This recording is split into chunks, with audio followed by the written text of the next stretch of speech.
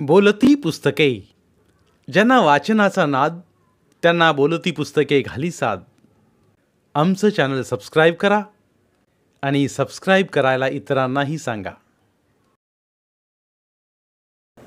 नमस्कार श्रोते मित्र हो, बोलती पुस्तके सादर करीत आहे लेखक द स काकडे लिखित कादंबरी घातकी. प्रकरण 19. तिसऱ्या पहाराचं तेजा तालुक्यावरनं आलेला पाहून सोन्याचा चेहरा पार पडला. पंचीला आज रातच्याला तिच्या झोपड्यातच धरायची असा त्यानं बेत केला होता. त्याला पंचीनं बी सांगून ठेवलं होतं, सोनू शेठ, आज रातच्याला तुम्हाला मी जेवण करते. वय, आज मला बी जेवणात बदल पाहिजे. आंबीच्या हातचं रोजचं खाऊन कंटाळा आलाय. पण सारा डाव तेजानं उधळला होता. आंबीला तेजा फार चतुर वाटला. आपल्या बहिणीचं राखण करायचं कसं हे सांगण्याची त्याला गरज नव्हती. आंबी रातच्याला फार्म हाऊसमध्ये सोन्याचा डबा घेऊन त्याला वाढायला गेली. तेव्हा तो तिच्यावर कारण नसताना ओरडला. पंची हाताशी येणार होती ती योजनाच फसली म्हणून तो वैतागला होता. पण आंबी शांत होती. ती न बोलणारी होती. ती डबा टेबलावर ठेवून तशीच आपल्या झोपडीत गेली. सोन्याला बी तिला हात लावायची इच्छा राहिली नाही. त्यानं जेवणाच्या डब्याला बी हात लावला नाही. तो वेड्यागत मग तसाच पीत राहिला. तसाच मग तो नशेत बसल्या जागी कधी झोपी गेला ते त्याला कळलंच नाही. सकाळच्याला जीप फार्म हाऊस पुढं उभं राहिली. जीपमधनं शाली, साहेबराव, शालीची आई सारे उतरले. सोनू शेठ नशेतच खुर्चीतच पाय ताणून पडला होता. जीपचा आवाज ऐकून आंबी झोपड्यातनं बाहेर आली. तशीच जीपजवळ आली. तिनं चौकशी केली तेव्हा ती शालीला पाहून चपापलीच. शाली अवघी 17 वर्ष संपायला आलेली पूर. लग्नाच्या वेळी ती 13 वर्षांची होती. आत्ताशी ती 18 पूर्ण करण्याच्या मार्गावर होती. त्यात ती तब्येतीनं चांगली रसरशीत, खानदानी पाटील घराण्यातली असल्यानं तिला तिच्या रूपाला तेज होतं. साहेबरावानं आंबीला पाहिलं. तिची चौकशी केली. तिनं सार आपल्याविषयी हात जोडून सांगितलं. म्हणजे तू रातच्याला एकटीच ह्या फार्म हाऊसच्या आवारातील झोपड्यात राहती? तिनं मान हादिवली, मान खाली घातली. मग ती रडायलाच लागली. तिनं साहेबरावांचं पाय धरलं. तसा साहेबराव तिला थोपटत बोलला, रडायचं नाही, रडायचं नाही. माझ्या थोरल्या लिखीगत तू. आता तू माझ्या घरी चल. माझ्या शेतीवर काम कर. चांगला दुखवट्याचा नवरा करून देतो. पुन्हा संसाराला लाग. आंबीनं ते ऐकलं आणि भारावली. शालीच्या आईच्या पण ती पाया पडली. शालीचं आईबाप समंजस होतं. जावई गधडा, ते काय करणार? शालीच्या आईनं लगेच पदर खोचला. शाली पण आईच्या मत्तीला लागली.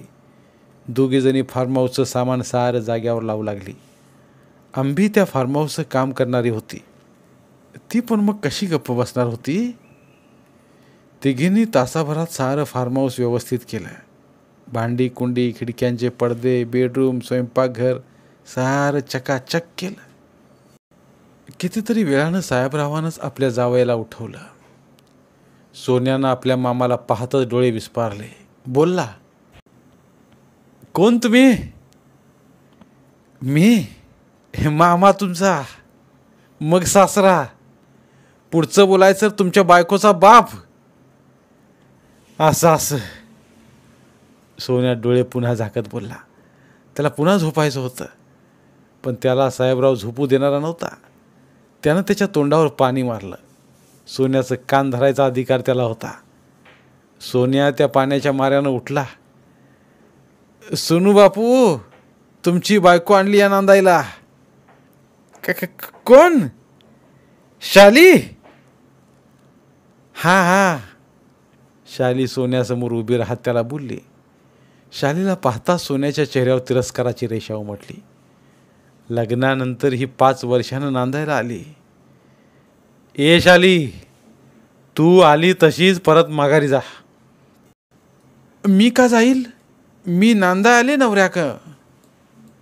मी नाही तुला नांदवणार. तो तिला बोलला. म्हणजे मी लग्नासाठी दुसरी तरुण पोर पाहिली आ, तिचं नाव पंची आहे, तो सरळ बोलला. पंचीचं नाव ऐकता शालीचं पापली. आपल्या नवऱ्याचं खरंच लग्न जमलंय का काय ह्या पुरीशी.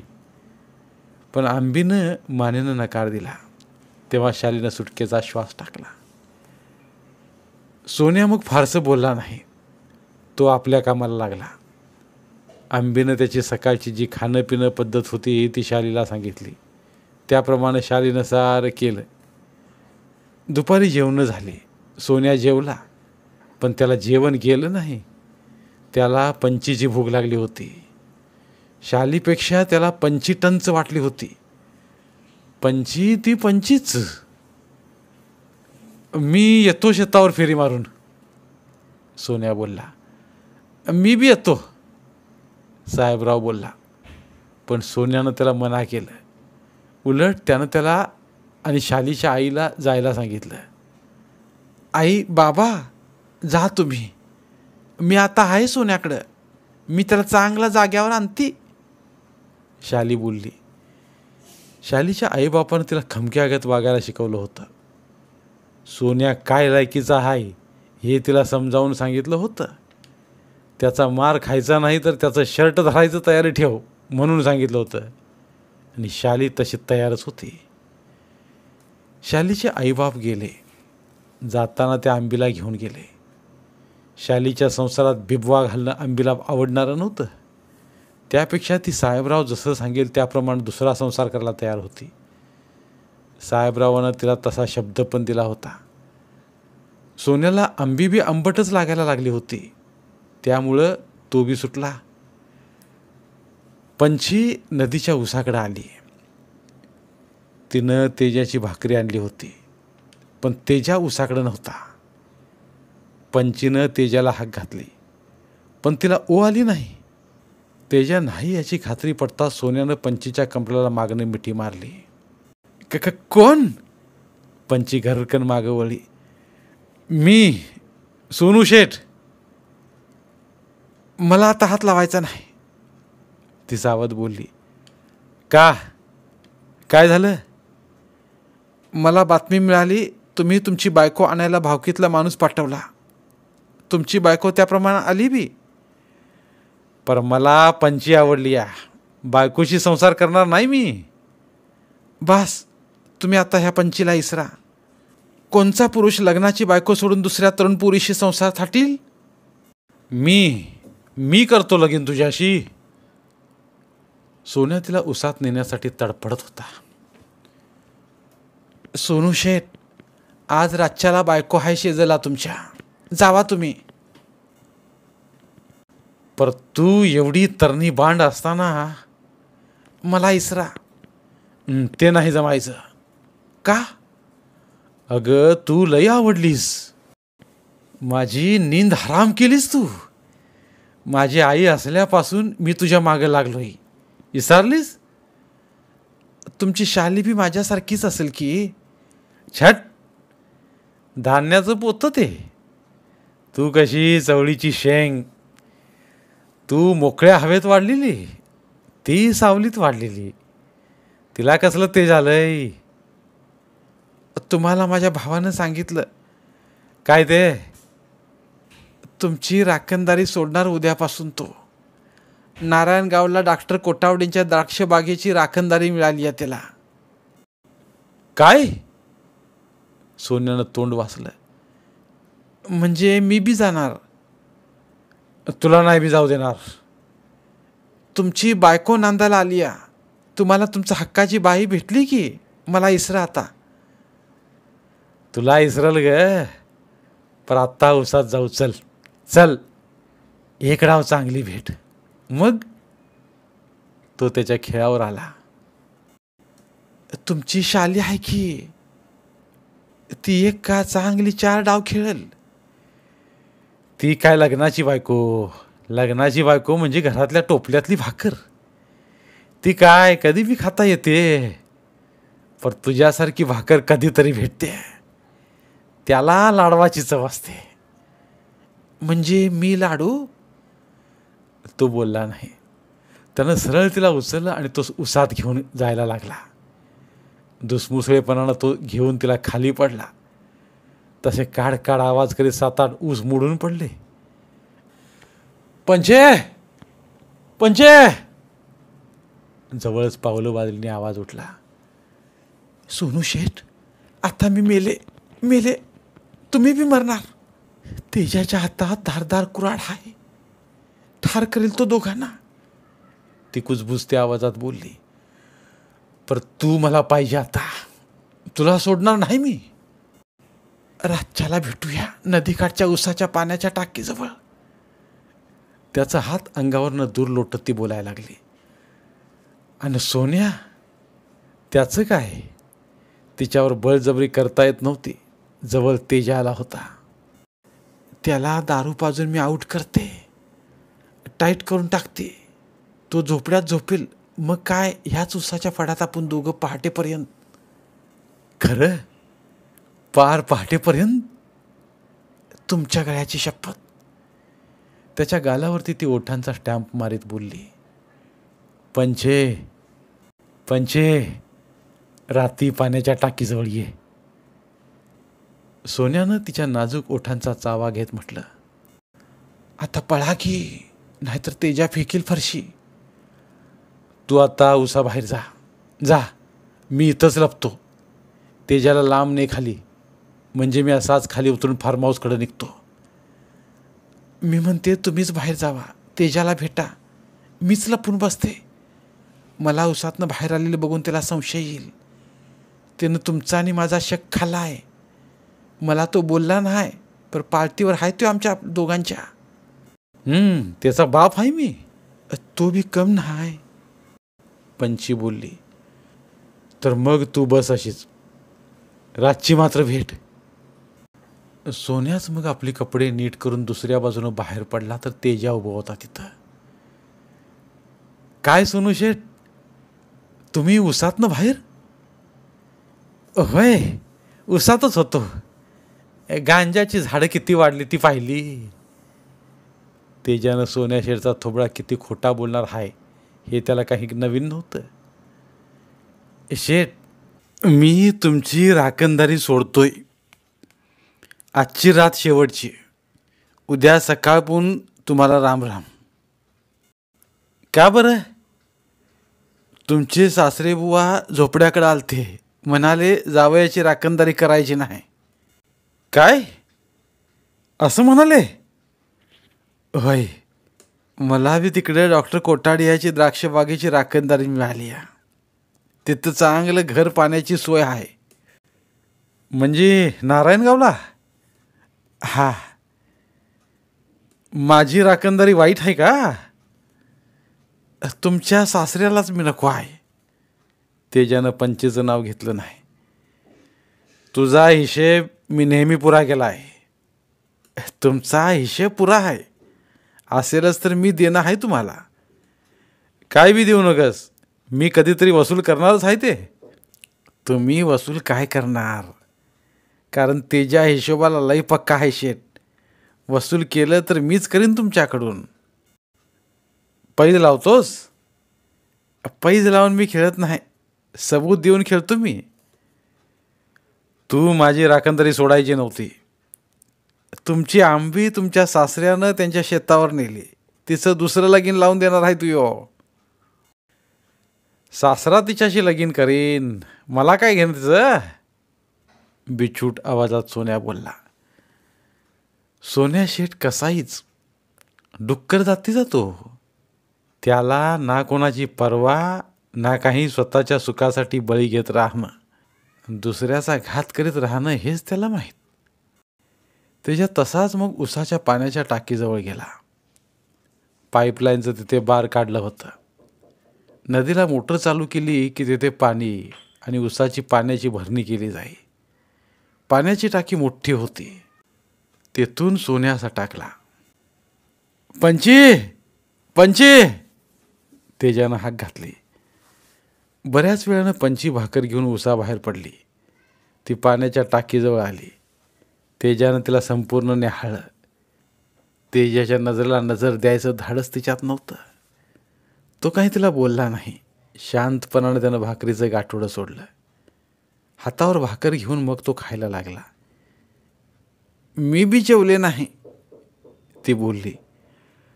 मला वाटलं तुझं पोट भरलं असेल, तो तिला खोचक शब्दात बोलला. म्हणजे शरम वाटत नाही तुला विचारायला? उसात काय करत होतीस? उसात? कोण? ती कसंबसं बोलली. तू आता भाकर खायची नाही. का? भाकर का खाऊ नको? शेण खाणार आहेस ना? तो डोळं वासून तिच्यावर भडकला. त्याच्या बोलण्याचा अर्थ तिला कळत होता आणि कळत नव्हताही. त्यानं भाकर खाल्ली. राहिलेली भाकर त्यानं पंचीला दिलीच नाही.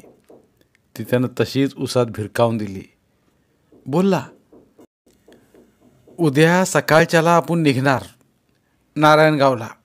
डॉक्टरची द्राक्ष शेतीची राखणदारी. ही राखणदारी बरी होती सोनू शेठची, ती रिटून बोलली. पुन्हा सोनू शेठचं नाव घेतलीस तर दाभाड चिरीन मी, तो धारदार आवाजात बोलला. त्या सोन्या शेठचा हिशोब पुरा झाला समजा. त्याचं देणं घेणं नाही. आज रातचं आरामात समद सामान बांधून झोपायचं. सकाळच्या नारायणगावला सुटायचं, तेजा बोलला. पंचीचं त्याच्या बोलण्याकडे लक्ष नव्हतं. तिचं लक्ष पाण्याच्या टाकीकडे होतं. तिला तिथे रातचा सोन्या भेटा येणार होता. तिला त्याची ओढ लागली होती. तेजाला तिचं ते थेर आवडणारं नव्हतं. मध्यान रात उलातली ती. गाव जात्या चांदण्याचा फेस पाडून चांद काळ्या ढगांचं घोंगडं थोबाडावर घेऊन पालथा पडलाता. पाऱ्याला बी मिरगी आली होती. त्यानं वावदान उठवलं होतं. त्यामुळं अंगभर विळखा मारून बसल्या कावळीच्या थोराड विलीनं आपल्या रांगड्या फांद्याने कवेत घेऊन धुंद बरी झाडं विली भादव्यातल्या कुत्र्यागत भुईला झटा घ्यायला लागली ती. समद शिवार काळोख्या रात्रीच्या टंगड्या आपल्या गळ्यात घेऊन मस्तावलेल्या घोड्यागत थया थया नाचायला लागलं. तर अशा टायमाला घरात उत्तानं पडलेलं कोण आई घालायला भाईल? पण सोन्या लई 36 बोड्याचा. पडव्याचं मन मुंगळ्यागत रानभर फिरणार. नदार बी भैरी ससाण्याची. नवं पाखरू बघितलं की त्याच्या शरलात ईद झिम्मा खेळायची. जागी पाय ठरायचा नाही. मन छबिन्यातल्या लेजमाडात फेर धरून नाचायचं. साक्षीला मन ढोल वाजत राहायचा. डिबांग डिपांग डिबांग डिपांग. मध्यान रात्रीनंतर पंची कुकडी नदीकाठच्या उसाच्या पाण्याच्या टाकीजवळ भेटा येणार होती. त्यामुळे त्याची तगमग वाढली. ती फार्म हाऊसचं दार उघडून बाहेर जायची त्याला घाई झाली होती. पण लगीन झाल्यावर 5 वर्षानं नांदायला आलेल्या शालीमुळे त्याला बाहेर पडता येत नव्हतं. तो दार उघडायला गेला की ती त्याला आवाज देत होती. मी नांदायला आले. का नांदायला आले? जवान झाली आहे मी. मग गपनीज की, तो तिला आवाज देत होता. का गपनीजन? ही पहिली रात आहे आपली. तुझी ही पहिली रात असन, माझी नाही. तो नको ते फाडकन बोलला. तिला असलंच बोलायला पाहिजे होतं. लगीन करून बापाकडं 5 वर्ष राहिली. तशी ती उठलीच. तिनं भोकरागत डोळं वाचलं. बोलली, शरम वाटाय पाहिजे असं बोलाय. आपण नको ते बोलून गेलो हे ध्यानात येताच तो पस्तावला. हिला जरा समजावायला पाहिजे, नाहीतर मग ही पुन्हा माहेरी जायची. आणि तसं झालं तर ये ये ये माझ्या शालू. त्यानं तिच्या तोंडावरनं हात फिरवण्याचा प्रयत्न केला. आता मी शालू? आणि मगाशी काय बडबडला? चूक झाली. माफ करते मी. तुम्ही माझंच ना? होय, तुझाच. तो तिच्या गालावर ओठ ठेवत बोलला. भिंतीवरच्या घड्याळात 12 वाजल्याचं 12 टोल पडलं. तसा सोन्या प्रत्येक ठोक्यागणित तडपाडला. तिकडं पंची पाण्याच्या टाकीजवळ उभी असेल आपली वाट बघीत. तिला आपण म्हावाच्या दारूची बाटली दिली होती. तेजाला ती जेवणाआधी देणार होती. तेजा म्हावाची दारू म्हणली की पागल होतो. समधी बाटली मारतो. वेड्यागत खातो आणि तसाच पासला पडतो. मग दिवस उजाडेपर्यंत तो उठत नाही. हे सोन्याला पंचीनं सांगितलं होतं. सोन्याला बी तेजाचा तो अनुभव होता. तसंच आपण ह्या शालीनं लवकर झोपावं म्हणून हिला जेवणातनं तसं औषध टाकलंय. पण ही तर झोपेपेक्षा बडबडायलाच लागली या. तो तिच्या शेजारी शांतपणे पडला तेव्हा तिनं जांभई दिली. आ आ करता करता तिनं तोंड मिटलं. पापण्या जड होऊन त्या मिटल्या. ती सुम पडली तेव्हा सोन्यानं पलंगावरनं हळूच खाली पाय सोडले. तो तसाच मग फार्म हाऊसच्या दरवाजाकडे गेला. घड्याळात पाहिलं कारण नसताना 1 वाजला होता. तो मनाशी चडपडला. पंचीला काही न करता फुकट वेळ गेला. त्यात बाहेरनं कडी घातली. शाली सुलतानपूरहून आली या, चांगली दमली या. तिला आपण व्हिस्की प्यायचा आग्रह केला तर साली थोडीच व्हिस्की पिली. म्हणून आपल्याला झोपेचं औषध जेवणातून टाकावं लागलं. आता ती मरून पडली आहे. सकाळपर्यंत कशाला उठते ती. पंचीसाठी हे सारं करावं लागलं. शाली संगतीची आजची आपली पहिली रात, ती उद्या साजरी करू. पंचीची पहिली रात ही शेवटचीच रात होणार आहे, तर ती चांगली गाजवायला पाहिजे. तिच्याबरोबरच्या मस्तीची पहिली रात कायमची आठवणीत राहायला पाहिजे. पंची हातात यावी म्हणून काय काय केलं नाही मी. ती आपल्यासाठी तेजाला फसवायला निघाली. तिचं जवान शरीर द्यायला तयार झाली. मग शालीची पहिली रात मागं ठेवली तर काय झालं. ती आपल्या हक्काची. सोन्याची पावलं कितीतरी जलद पडत होती. पायाखाली दगड, काटे, साप, विंचू काय लागतंय की नाही हे तो पाहत नव्हता. त्याच्या डोळ्यापुढं फक्त पंची होती आणि पंचीचं ते बेभान शरीर. तो उसाच्या पाण्याच्या टाकीजवळ आला. त्यानं टाकीच्या आजूबाजूला सारं पाहिलं, पण पंची नव्हती. कुठे गेली पंची. कालीच नाही. असं कसं होईल. ती पण आपल्यासारखीच इथं भेटायला पागल झाली. तिला दिवसा आपण चांगलं ह्याच उसाच्या आत चांगलं भेटलो. तेजा आल्यानं बट्ट्या झाला आपला. नाहीतर तिच्या शरीराचं सुख तेव्हाच आपण अनुभवलं असतं. तिनं आपल्याला सबूत दिला, आपण तिला सबूत दिला. ती येणारच. त्याला तिची ओढ होती. बांधावरनं पाण्याच्या टाकीच्या कठड्यावर उभं राहून उसात डोकावलं. पंची, पंची. त्यानं हळू आवाजात हाका पण घातल्या. मोठा आवाज केला तर तेजा जागा होणार. पंचीचा ओ नाही, ती आल्याचा आवाज नाही. तेजानं तिला झोपड्यात संशय येऊन खांबाला बांधलं तर नसेल. पण भवाची दारू हाती मिळाल्यावर तेजा निर्बाण होतो, हा आपला अनुभव. तेजाच्या त्या झोपड्याकडे जायला पाहिजे. झोपड्यात डोकावून बघितल्याशिवाय कसं करणार. सोन्याला राहवलं नाही. तो पंचीसाठी झोपड्याकडे आला. झोपड्याचं दार उघडं होतं आणि तेजा जमिनीवर तसाच लोळत पडला होता. त्याच्या अंगाखाली घोंगडं नव्हतं. कंबरला तेवढं त्याचं नेहमीचं ते उपटं धोतर होतं. अंगात अर्ध्या बाह्याची कोपरी होती. डोक्याला काही बांधलेलं नव्हतं. पंची झोपड्यात नाही. ती नक्कीच ह्या तेजाला म्हवाची दारू पाजूनच आपल्याला भेटायला पाण्याच्या टाकीकडे दुसऱ्या बाजूने गेली असणार. सोन्याचा श्वास वाढला. तो दुसऱ्या बाजूने गेला. पुन्हा तो पाण्याच्या टाकीकडे आला. भिरभिरा नजरेनं त्यानं पाहिलं. पंची दिसतच नव्हती. मग ती गेली कुठं. तिनं दुसरा यार तर गाठला नाही. नाही, आपल्या बिगार ती दुसऱ्या कोणाला भेटणार नाही. कारण गाठ तेजाच्या फरशीशी आहे. सोन्यानं आपल्या हाताच्या घड्याळात पाहिलं. त्यात रात्रीचे 3 वाजले होते. फार्म हाऊस सोडलं तेव्हा 1 वाजून गेला होता. त्यानंतर 2 तास असेच फेऱ्या मारण्यात पंचीला शोधण्यात गेले. तो घामानं भिजला. पंची इथं आल्यावर दुसऱ्या कोणी तिच्यावर झडप घातली तर नसेल. तिला उसात नेऊन तिला हवं तसं लुटलं तर नसेल. त्यानं उसात उडी घेतली. तसा तो धडपडून खालीच कोसळला. कडाड आवाज करीत ऊस मोडून पडले. ऊस खाणारे 2-3 कोल्हे नदी पल्याकडनं पळाले. त्यात त्याच्या डोक्याला कोचदार दगड बसला. डोक्यातनं रक्ताची धार लागली. आता त्यानं तळहात लावायचा प्रयत्न केला, पण रक्त थांबना. तसाच तो मग उठून पाण्याच्या टाकीकडे आला. तिथं त्यानं पाण्याचे सपके तोंडावर मारले, जखमेवर मारले. पाणी मारल्यानं जखमेचं रक्त थांबणारं नव्हतं, तर ते वाहणार होतं. म्हणून तो तसाच तिथं बसून राहिला. पुन्हा पंचीच्या झोपड्याकडे जायचं का? पण तिथं पंची तर नाही. एकटा तेजाच लोळत पडला आहे. तिथे जाऊन उपयोग काय? पंचीऐवजी मग त्याची लग्नाची बायको शाली त्याच्या नजरेसमोर आली. पंची नाही तर आपली शाली तर खरी. आता पंची हाती येणं कठीण. लग्नानंतर 5 वर्षानं शाली नांदा येते. पंचीपेक्षा ती देखणी त्याला दिसायला लागली. हवा गेलं त्याचं मन फुललं.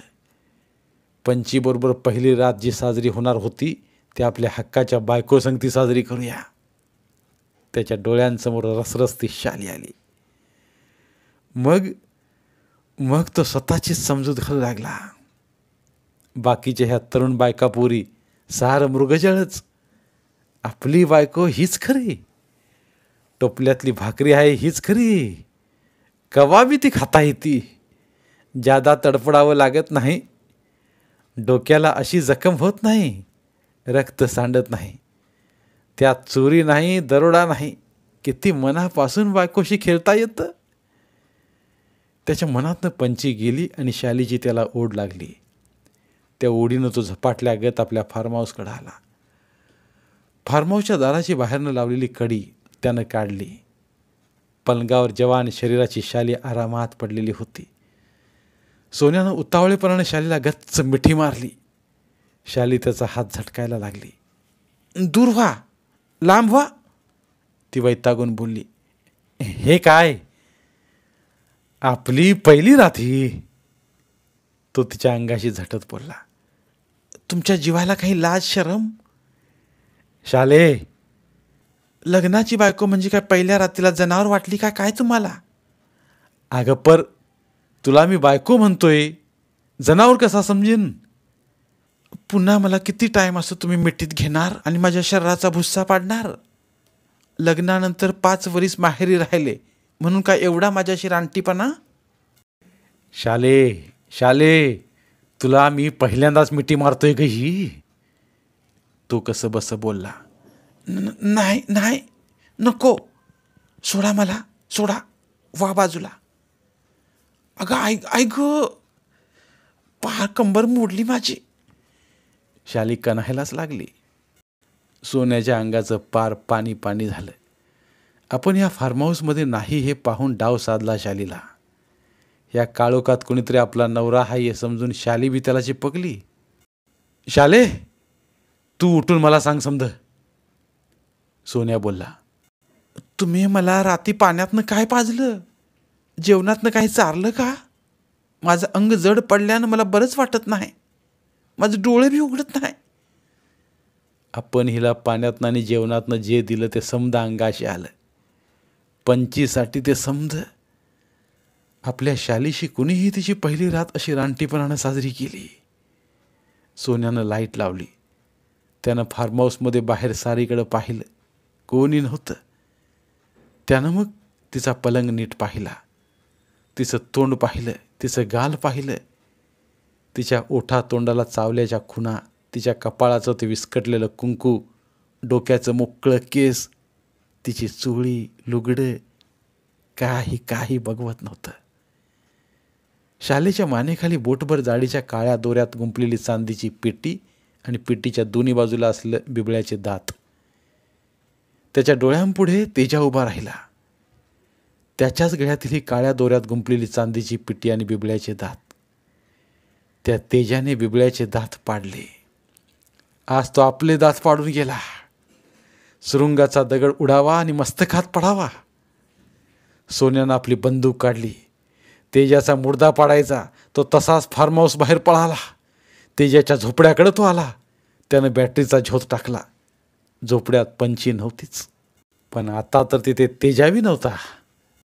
सोन्यानं पंचीला दिलेली म्हावाच्या दारूची बाटली तेवढी जशी तशी पडली होती.